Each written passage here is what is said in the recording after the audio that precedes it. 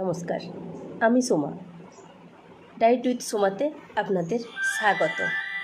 দর্জি থেকে কেন আজ নিউট্রিশন লিস্ট তারই কিছু গল্প শোনাবো।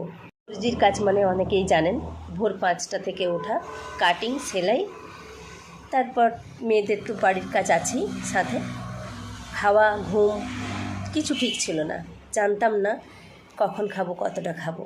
ওভারওয়েট হয়ে গেছিলাম, হরমোনের বিভিন্ন রকম সমস্যায় ভুগছিলাম।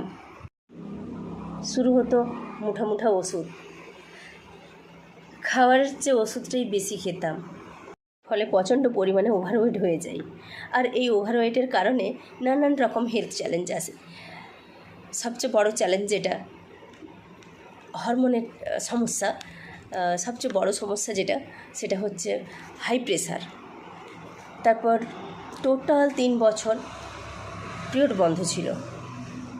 মাঝে মধ্যেই প্রায় স্তন থেকে দুধ পড়তো, পেশির টান, রাত্রে উঠে বিছানাতে বসেই কান্না করতাম, বুকে ব্যথা হতো, একতলা সিঁড়িও আমি বাইতে পারতাম না। তারপর বিছানায় ছিল একমাত্র সঙ্গী আমার। ঠিক করলাম আমি নিউট্রিশন নিয়ে পড়ব। আজ আমি নিউট্রিশন লিস্ট সোমা আপনাদের সামনে কোনো সিনেমার গল্প নয়, আমার বাস্তব জীবনের রক্তে মাংসে মানুষেরই গল্প বললাম। আপনারা এটা গল্প মনে করলে গল্প, সত্যি মনে করলে সত্যি। এই বেদনাদায়ক জীবন থেকে আমি বেরিয়ে আসতে পেরেছি, তাই আপনাদের সামনে তুলে ধরলাম আমার গল্প।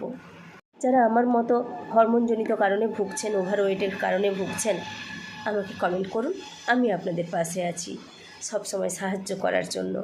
আর নতুন নতুন আমার গল্প জানার জন্য একটা লাইক এবং সাবস্ক্রাইব করে রাখুন।